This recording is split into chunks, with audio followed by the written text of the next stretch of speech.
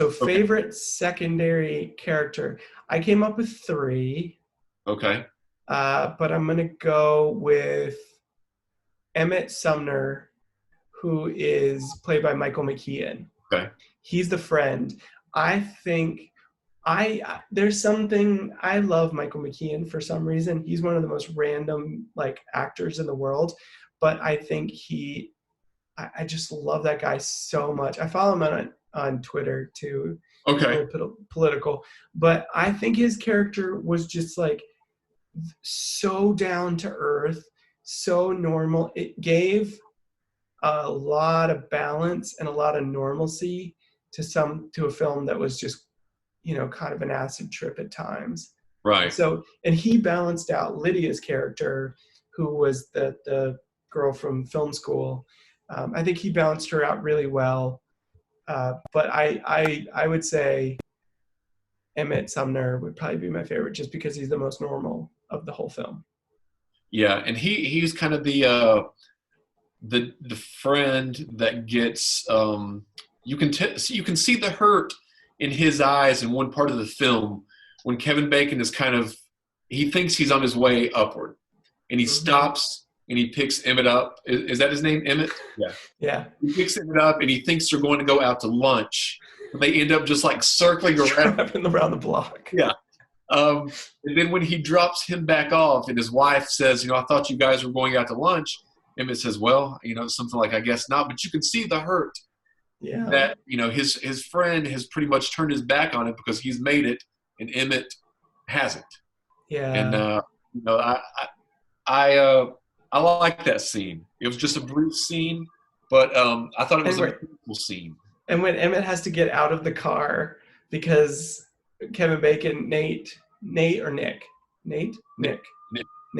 Nick has to make a phone call, and so Emmett has to get out of the car and just kind of stand there and look around and do nothing. That's right. When you could just hear this muffled sound in the car, and then he just gets back in. Also, he had a good beard, good beard. I've never seen Michael McKean with a beard before. So I've never seen him with a beard or as much. It wasn't his hair a little bit longer too. Yeah, it was very straight. Yeah. Michael McKean, I'm pretty sure about this, but I haven't been able to find the facts yet, and I've tweeted him about this, but he has not tweeted me back. I believe he's the only member of Saturday Night Live to ever host while he was actually on the show.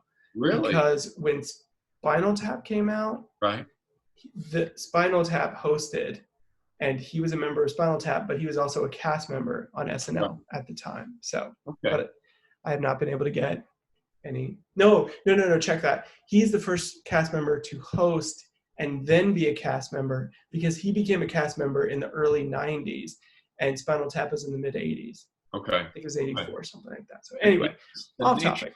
Tidbit. Also, you may know, or maybe not know, this movie was originally made by Steve Martin's production company. Wow. And it cost $5 million, and it only made $117,000 back. Because a new studio head took over after the old one had made this film and didn't know how to market the film, so they just put it in a few hundred theaters. The irony of that. Exactly. Exactly. So I found that just a little bit interesting there. All right, so my secondary character. Yeah. Sorry, you didn't do your secondary character. Well, I did have a couple written down, but I was going to say my favorite secondary character. I had Emmett on there, but I also had Terry Hatcher's character. And the reason being is because her character is the stereotypical girl that just wants to date the next big thing. Mm-hmm. And, Nick happens to be the next big thing, but as soon as Nick's film gets canceled and she learns, it's near the end and they're running lines near the end of or I guess 3/4 of the way through the film.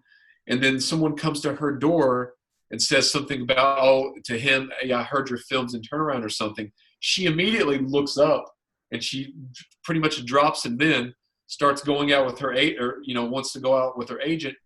And then Nick is like, so what are we going to do later on today? And she's like, I'm busy.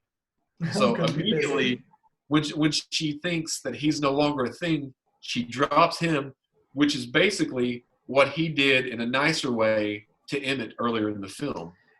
One of the smart things that Christopher Guest did in this movie was so there's 4 people nominated at the beginning for this film school award.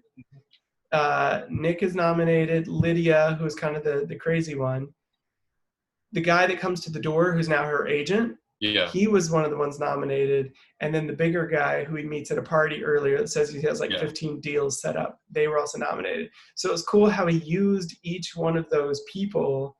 He used the first 2 to show the bad parts of Hollywood, and then he used the last one, Lydia, to show the good parts of Hollywood. I was like, clever. Yeah, that was a nice little thing as well. Yeah. My backup. Well, I'm going to save that for this next question. All right. Okay. So next question.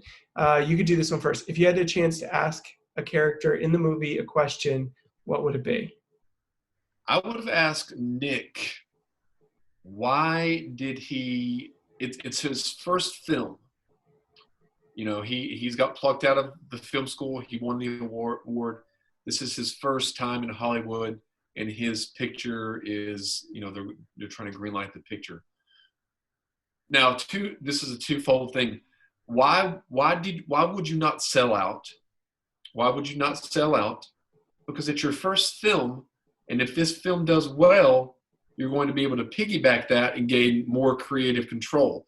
So should you try to get all this creative freedom control before you have anything to stand on other than your student film? Why did you do that? And you know, the question you had earlier about, you know, what was his film about was a good question. Mm-hmm. But whenever J.T. Walsh was, you know, saying, you know, Kevin Bacon Nick had the picture originally. It was going to take place in a cabin with older cast, 2 men and 2 men and 2 women. 2 men and 1 woman. One woman. 1 woman. 1 woman. And then J.T. Walsh was like, well, it could be 2 women. And then Nick was like, well, I don't know. He said, I don't know, like 6 times. He kept saying that. So I was like, why did you not just either roll over and say, okay, yes, we can do it that way, or say, no, we could do it that way, but let's do it this way. He never really went beyond, I don't know. He never gave any insight of his thought process of why he wanted to do it his way. You know, like I feel like if we were asking, you know, Ed Burns or something, he would say, you know, I want the creative control. I want the freedom to do what I want, to cast who I want, to make the title that I want. That's why I don't want to sell out. But with Nick, we don't really, you know, he doesn't really seem to want to play the Hollywood game because he doesn't sleep with Terry Hatcher while he's still with his girlfriend. Now, we don't know if he does later on because it doesn't show anything like that. But it doesn't seem like he is seduced by Hollywood because he seems to be a really creative person. Yeah. But what makes him, like, I don't think there was enough insight into Nick. But maybe this is not the movie that, you know, is going to demonstrate that. But I thought it might be, you know, it might help a little bit if we knew a little bit more of where Nick was coming from. Yeah, that's a good point. You know? I like that. Never thought about that. You know, why is Nick, you know, if I were offered, you know, the same kind of position that he was, would I give over? You know, would I be like, oh, well, you know, I wrote it for a man and a woman, but I guess it could be 2 women or 2 men. You know, I would have to think about that long and hard because this is your only shot. Mm-hmm. So do you really go for it all the way to begin with? Or can I bend a little bit to try to get your way later on?